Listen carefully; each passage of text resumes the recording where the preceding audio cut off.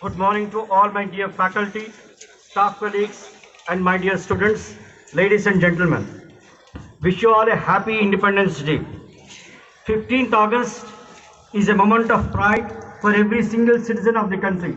It is because on this day, we all feel that we belong to the great nation, India. On the auspicious occasion of Azadi Ka Amrit Mahotsav and in the Diamond Jubilee year of NIT Rourkela, and when the entire nation is in the fervor of Har Ghar Tiranga Utsav, we have gathered here to celebrate 75 years of independence. The 75 years of independence is of course a moment of celebration, but it should not pass on with mere sloganeering, stereotyped festive programs and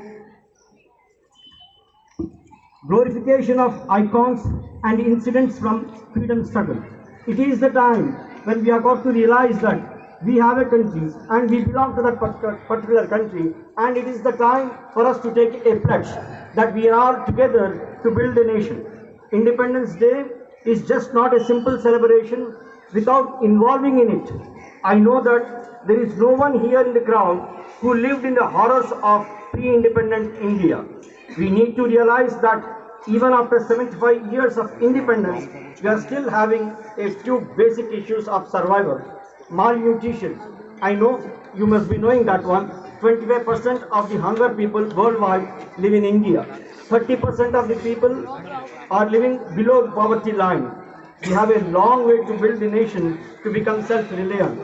In fact, Azadi Ka Amrit Mahotsav offers an opportunity to the young boys and girls to reread our history of freedom struggle.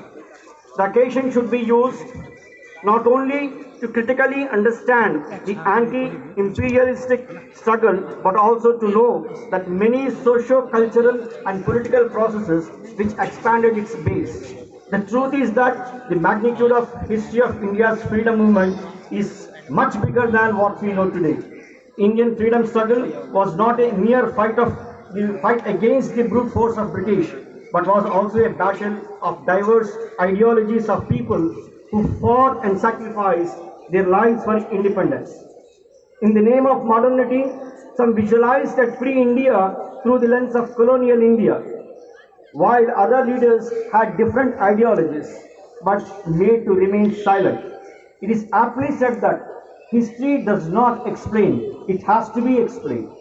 Should there be a chance, we must understand what was all about Jallianwala Bagh. What happened in the horror of partition, which was on 14th of August 1947. Millions were displaced and many lost lives due to mindless hate and violence. And why it continues to hold so important a place in the history is that you are about to know. Both the Indian and revolutionary movements had their own understanding of colonialism as well as post-colonial India. Baji Raut of Odisha, Teleswari Barua of Assam, and they were nearly 12 years old when they were shot dead by Anti-Colonial Act. 7 teenagers who hoisted the tricolor at the Patna Secretariat were killed by the British on 11th of August 1942. Santosh Kumar Mitra and Tarakeshwar Sen Gupta were shot dead by the Indian Imperial Police at Hijri Detention Camp, Kharagpur on 16th of September 1931. Subhash Chandra Bose came to Hijri Detention Camp to collect their bodies for burial. There are innumerable and painful and unforgettable instances that are ignored or, at the best, are lying as the footnotes in the history books. Although Gandhi wanted indigenous ideas to replace the colonial ones, the leaders influence of the leaders of freedom movement remained the social partners of the socialism. Gandhism was frequently and passionately quoted but rarely practiced. Freedom did not put an end to the colonial impact on the post-colonial society in India.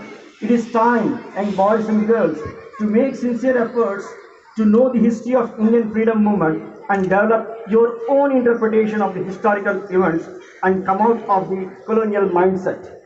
It will surely help you to understand what exactly is your role and where do you really stand today and what you are got to do to build the nation.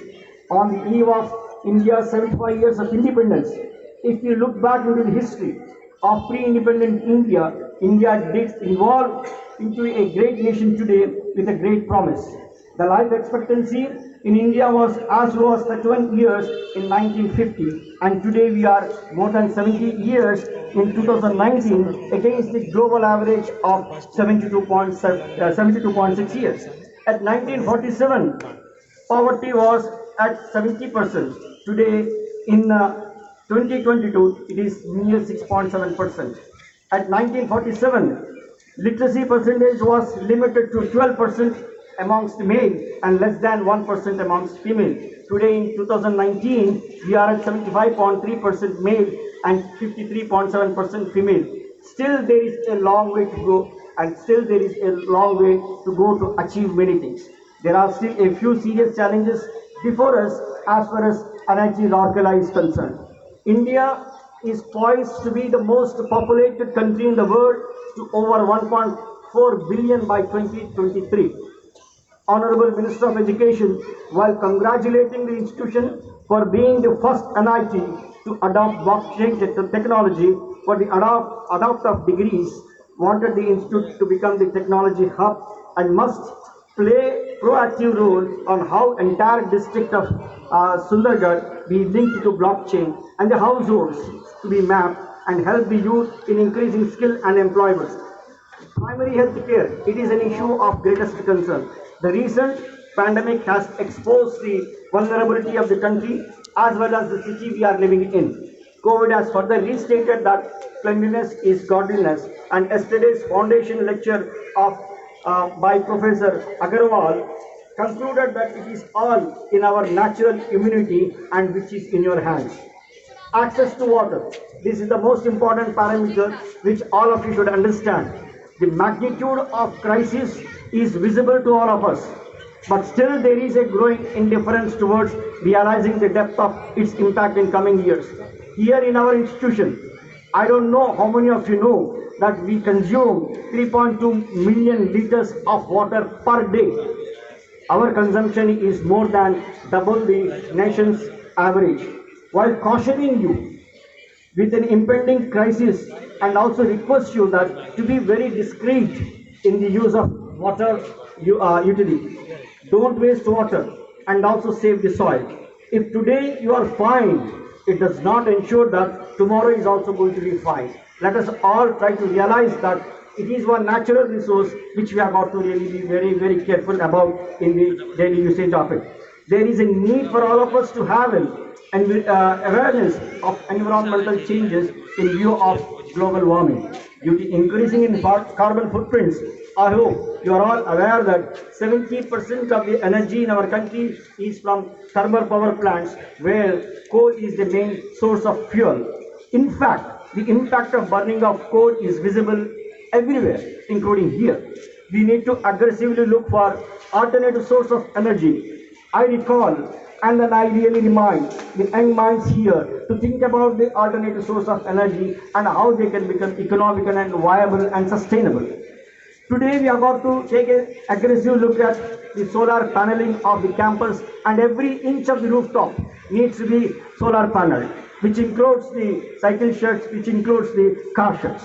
Here again, I request the students to be very discreet in using power. Do not waste the resources. If you think that the institute belongs to you, and if you think that we all belong to the institution, and I know that your conscience will caution you from wasting the power and wasting the water and wasting the natural resources. Let us all take the pledge that from today on, let us keep the campus clean, let us keep the campus green, let us use the resources discreetly, water and power. I have faith in all of you. I wish to reiterate a point today that let us all take the reference of the convocation address given by our Honorable Minister of Education, in which he stated that this is the time, the beginning of the Amrit Mahotsav.